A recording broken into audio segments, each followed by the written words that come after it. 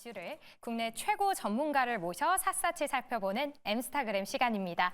그 전에 엠스타그램 정말 있는 계정이니까요. 지금 바로 팔로우 눌러주세요. 네, 오늘의 주제 해시태그로 살펴보겠습니다. 오늘 비트코인의 2024년 전망에 대해서 살펴볼 텐데요.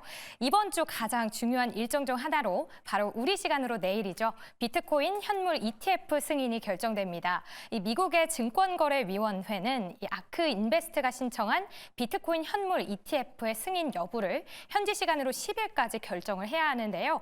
이 승인이 된다면 거래량에 영향을 주게 됩니다. 기관 투자자의 유입으로 시장 규모가 대폭 확대될 걸로 기대감이 커지고 있습니다. 하지만 현재 SEC는 가장 염두에 두고 있는 것이 바로 투자자의 보호죠.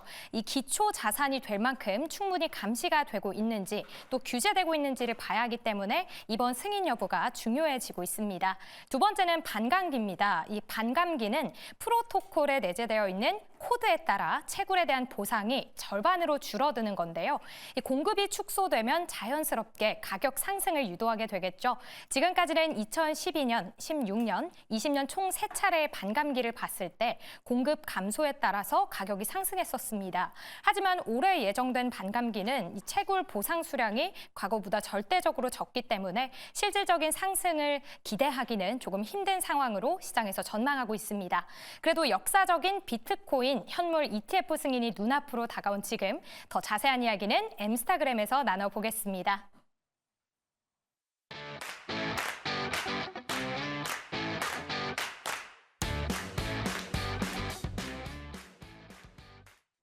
네, 급변하는 시장의 이슈를 집중 분석하고 이에 대한 투자 전략까지 세워보는 시간입니다. 엠스타그램 코너인데요. 자, 여러분, 내일 이맘때쯤에는 아마 비트코인 현물 ETF 승인이 됐는지 안 됐는지 또 승인이 됐으면 가격은 어떻게 됐는지 일단 첫 추세는 확인할 수 있을 것 같은데요. 오늘 새벽에는 일종의 가짜뉴스 관련한 해프닝도 있었습니다. 자, 오늘 이 시간에는 비트코인 현물 ETF 자세하게 집중 분석해 볼 텐데 우리 스튜디오에 요정이 나오셨습니다. 현재 시장에서 크립토 요정이라고 불리는 분입니다. 유진투자증권 리서치센터의 김세희 연구원님 나와 계세요. 안녕하십니까? 안녕하십니까. 네. 크립토 요정 어떠세요? 처음 듣는 얘기인 것 처음 듣는 같습니다. 얘기예요? 네. 저희 다 그렇게 부르고 있는데. 저는 금시초문인 걸로. 금시초문인 네. 걸로. 네. 네. 자, 알겠습니다. 오늘 새벽 이야기부터 네. 가고 우리 본격적으로 이야기해보죠. 한 6시였던 것 같아요. 오전 6시 우리 시각으로는요. 네, 맞습니다. 됐다. 승인이 됐다. 한 15분 안 됐다. 어떤 일이 일어났던 겁니까? 사실 이제 미국 현지 시간으로 한 4시 정도, 그러니까 저희가 기준으로는 장 마감 시간에 맞춰서 이제 해킹, 트위터, 이제 구 트위터, 현재는 X, SEC 계정을 누군가가 해킹을 해서 네. 승인이 됐다라는 글을 올린 것 같고요. 네. 그리고 한 30분 만에 이게 해킹을 당했다라는 이제 입장을 재정리를 하면서 네. 실질적으로 굉장히 큰 변동성이 오갔다라고 네. 이제 이해를 해주시면 될 것 같습니다. 그렇습니다. 근데 이게 또 가짜 뉴스다라고 또 보도가 됐다가 네. 나중에 보면 가짜 뉴스는 아니고 네. 뉴스는 확정된 걸 누가 빼돌려. 그러니까 이것도 약간 모르는 거죠. 네, 사실 실제 여부는 본인들만 알겠지만 네. 결과적으로는 해킹된 게 맞고 그렇기 때문에 이제 X에서는 그렇지만 우리 보안에는 문제가 없었다. 본인들이 이제 2단계 인증을 활성화되지 않았다. 이런 문제로 이제 확정을 지은 것으로 보여집니다. 그렇습니다. 이게 가짜 뉴스였는지 이미 확정된 뉴스를 누가 해킹을 한 건지는 몇 시간 내로 밝혀지게 될 것 같고요. 네. 이것도 너무나 단도직입적으로 물어보는 건가요? 우리 연구님께서는 네. 비트코인 현물 ETF 승인이 이번에 날 것으로 보세요? 아니면은 한 번 더 거부 어떻게 보세요? 사실상 확률의 문제이기 때문에 네. 이제 어느 쪽이 좀 더 확률이 높냐라고 하면 전 당연히 이제 승인 가능성이 좀 압도적으로 높다라고 보고 있긴 압도적으로. 하고요. 네. 네. 물론 이제 이게 1월 10일이냐, 혹은 누군가는 3월, 누군가는 2분기 이렇게 좀 보시고 있는 것 같은데요. 아무래도 저는 이제 내일 가능성이 조금 높은 건 사실이다라고는 보고 있습니다. 예. 이제 그 이유를 말씀을 드리면 네. 사실상 이제 내일 결정돼야 하는 케이스는 딱 한 가지입니다. 이제 아크 인베스트먼트의 이제 ETF만 최종 데드라인이 이제 내일이라고 봐주시면 될 것 같은데요. 근데 아무래도 여러 가지 근거가 있겠지만 저희가 최종적으로 이 승인을 앞두고 SEC에서 요구했던 이제 수정 사항들이 굉장히 많았거든요. 네, 예. 이제 쉽게 이제 저희가 예시를 들어보면 제가 이제 표를 따로 이제 표기를 해놨는데요. 네. 일단 크게는 수수료 몇 퍼센트로 할 건지, 네. 그리고 이제 보시면 뭐 AP나 마켓 메이커 네. 지정해라. 그리고 이제 설정 규모, 초기 이제 시드머니 어느 정도로 할 건지. 네. 그리고 대부분이 사실상 현금 환매가 아니라 현물 환매 구조였었어요. 네. 근데 이게 조금 리스크가 있으니 현금 환매로 이제 바꿔달라. 이런 요청들이 있었는데요. 네. 근데 이게 12월 말, 1월 한 초를 기준으로 거의 다 이제 변경이 됐다. 그렇기 때문에 좀 실질적으로 여기서 승인을 하지 않을 이유가 더 있을까? 약간 이런 생각이 좀 많이 드는 것 같고요. 특히 이 현금 환매 모델 있잖아요. 네. 이게 이제 다 승인을 우리도 현금으로 돌려주겠다라고 할 때 굉장히 가능성이 높아졌던 모양이더라고요. 이게 현금으로 주는지 아니면 그냥 비트코인으로 다시 돌려주는지 이게 그렇게 중요했던 건가요? 사실 이게 운용사 입장에서는 압도적으로 현물로 이제 판매를 해준다라고 네. 했을 때가 손해가 덜 보죠. 그렇죠. 왜냐하면 팔고 이런 과정들이 없기 때문에. 예. 근데 그걸 불구하고도 이제 SEC에서 요청한 바를 사실상 위즈덤 트리 제외하고는 전부 다 이제 네. 하겠다라고 이제 수정 사항을 이제 받아들인 거기 때문에 사실 이 입장에서는 굉장한 수익을 좀 포기하는 구조가 됐다 이렇게 봐주시면 될 것 네. 같습니다. 수수료도 좀 보면 많이 0%대 이것도 일종의 경쟁이 좀 됐던 거였나요? 이게 사실 지난주 자료긴 한데요. 네. 사실 이번 주 업데이트된 내용들을 보면 여기서 거의 다 조금씩 더 줄어들었습니다. 오히려 이제 특히나 블랙록 같은 경우에는 이 당시만 해도 안정해졌었는데 네. 현재는 0.3%가 확정이고요. 그리고 일정 금액, 50억 달러까지는 수수료를 0.2%로 하겠다. 네. 이런 식으로 사실상 수수료 경쟁이 전 들어갔다라고 보여지거든요. 네. 그래서 그런 점들을 고려를 해봤을 때 승인 임박을 앞두지 않고서 이런 세부 사항까지 논의를 할까라는 이제 퀘스천이 좀 드는 것 같습니다. 그렇습니다. 여러분 이 표를 좀 보시면은요, 이제 블랙록 있죠. 저기 뭐 어마어마한 자산 운용사입니다. 하고 이번에 이제 승인이냐 마냐 첫 번째 걸린 게 아크 인베스트먼트 있고요. 피델리티도 보여요. 그러니까 지금 뭐 굴지의 세계 최고 수준의 자산 운용사들이 다 손을 든 거 아니에요? 비트코인 현물 ETF. 우리가 이제 선물 ETF는 있었는데 이렇게 현물 ETF에 저런 대형 운용사가 뛰어든다는 이게 진짜 뭐 많이 아시겠지만 왜 이게 대형 호재냐라고 한다면 어떨까요? 일단 짧게 선물과 현물의 차이점부터 네. 말씀을 드리면 결과적으로 그냥 간단하게 생각했을 때는 네.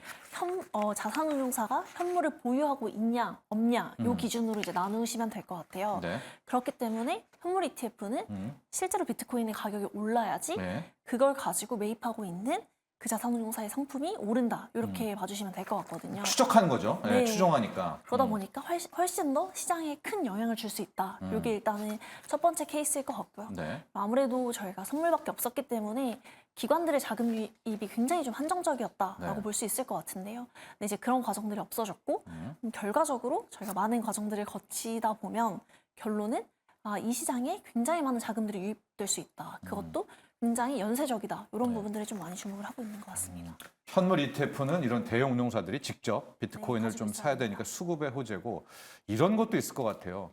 뭐 피델리티 비트코인 ETF다 혹은 블랙록 비트코인 ETF다 하면 그냥 관심 없던 사람들도 네. 그런 거 좀 있잖아요. 뭐 약간 이름값 그런 것도 있죠. 진짜로. 그렇죠. 아무래도 네. 특히나 퇴직연금 같은 경우에는 이제 ETF만 담아야 되잖아요. 예. 근데 그런 경우에는 사실 비트코인의 퍼포먼스를 믿는 사람들 입장에서는 담고 싶어도 못 담는 자산이었거든요. 근데 사실 블랙록의 상품이다라고 하면 조금 더 자신 있게 담을 수 있는 케이스가 생기는 것 같고요. 예. 예를 들면 그래서 뭐 연금이나 뭐 기관들 입장에서도 담을 수 있는 포트폴리오가 훨씬 많아졌다 이렇게 봐주시면 될 것 같습니다. 그렇습니다. 여러분 방금 전에 우리 제작진이 최근 걸로 업데이트된 거 나왔는데 수수료 경쟁이 그 사이에 네, 꽤 굉장히- 엄청나게 이루어졌나 봐요. 네.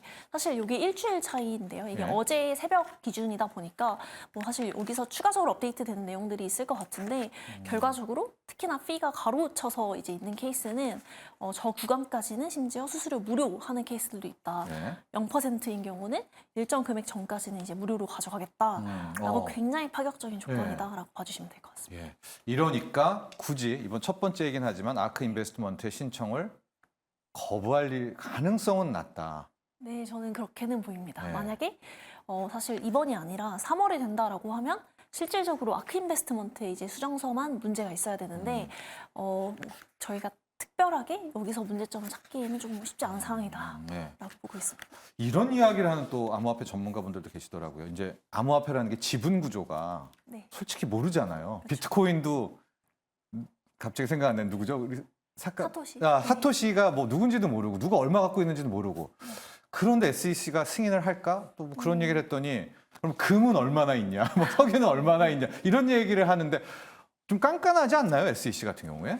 그렇죠. 아무래도 이 자산 자체가 생겨난 지 뭐 13년, 14년밖에 안 네. 됐다 보니까 충분히 검증되지 않았고 네. 특히나 선물은 해줬는데 현물은 안 된다라고 하는 이유가 가격 괴리가 발생한다. 예를 네. 들면 말씀해주신 이유처럼 누가 미리 매입하고 있었고 이 네. 가격 조정의 가능성, 그러니까 시세 조작의 가능성이 굉장히 크다. 네. 이런 이유들을 들었는데요. 근데 실질적으로 최근 신청서 업데이트한 것들을 보면 굉장히 투명성 있고 원하는 모델들을 사실상 금보다 더 까다롭게 어허. 충족을 했다라고 네. 봐주시면 될 것 같습니다. 좋습니다. 작년 말 또 올해 막 시세 낼 때 거의 외우다시피 비트코인 가격 왜 올라 했을 때 뭐 세 가지 있었잖아요. 네. 달러 약세, 두 번째 반감기 올해 찾아온다. 그리고 지금 우리 얘기하는 ETF. 예, ETF 뭐 승인이라고 했는데 두 번째도 우리 나오셨으니까 전문가님 반감기에 대한 이야기도 좀 해볼게요. 알 듯 모를 듯하다 이런 분들이 많아요. 그렇죠. 사실 반감기는 저희가 결과적으로 이제 비트코인의 가격에 가장 영향을 주는 게 수요 공급단이라고 일단 봐주시면 될 것 같아요. 네. 물론 매크로도 있지만 결과적으로 이 내재 가치가 사실 근본적인 가격의 가장 큰 영향은 수요 공급이다. 이렇게 그렇죠. 봐주시면 될 네. 것 같은데 사실 뭐 현물 ETF 승인은 지금까지 쓰이지 않았던 수요단을 건드리는 것 같고요.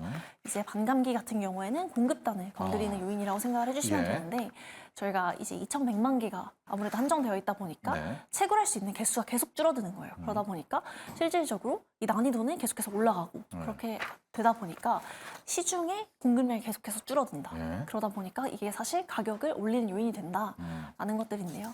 근데 이게 사실 반감기가 있고 나서 이게 가격에 반영되기까지는 거의 그냥 과거 세 번의 사이클들을 봤을 때는 예. 한 7개월에서 8개월 정도가 소요가 됐습니다. 예. 예를 들어서 채굴단에 영향을 주는 어떤 케이스들을 생각을 해주시면 될 것 같은데 그렇기 때문에 이제 아무래도 많은 분들이 24년도 말 그리고 25년도 초에 어떻게 보면 굉장히 불사이클이 온다 이렇게 많이 예상을 해주셨던 것 같은데요. 네. 근데 그거와 더불어 이제 현물 ETF라든지 금리 인하 가능성, 뭐 긴축 종료 이런 기대감들이 약간 몇 달은 좀 땡기지 않을까. 그게 사실 올해에 조금 적용이 되는 것 같습니다. 저희가 반감기 이후에 뭐 가격 변화들 표로 준비한 게 있죠. 예, 한번 볼 텐데, 그러니까 예, 반감기가 그러니까 언제 오냐 이것도 지금 확실한 거는 모르는 거죠. 시기가. 사실 뭐 날짜까지 4월, 네, 하면은 날짜는 정확하진 아닌데, 않지만 네. 4월은 사실상 거의 정확할 것 거의 같습니다. 정확해요. 예. 네, 왜냐하면 이게 10분에 한 블록씩 줄어드는 속도가 굉장히 유사하기 때문에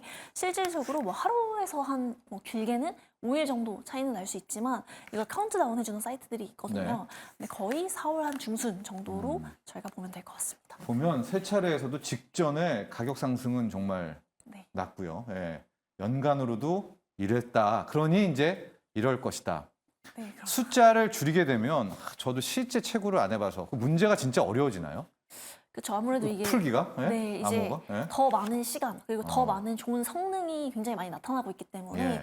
사실상 보상이 점점 줄어드는 구조이기 때문에 사실 가격이 좀 더 오를 수밖에 없는 거죠. 왜냐하면 시장에 풀리는 양이 그만큼 적어진다라고 생각을 해주시면 될 것 같습니다. 예. 자, 이제 뭐 달러 약세는 워낙 큰 얘기니까 빼놓고요. 두 가지 재료를 분석을 해 봤는데요. 연구님 보시기에는 당장 이제 24시간 후에 하나는 재료가 나옵니다. 현물 ETF 승인이냐 아니냐. 그다음 이제 반감기 정도가 남아 있는데 이것도 지금 올라간 거가 뭐 아직 불충분하다 뭐 이럴 수는 있을 것 같은데. 네. 자, 오늘 승인이 됐다. 네. 그 재료 소멸입니까? 아니면 또 추세 시작이에요?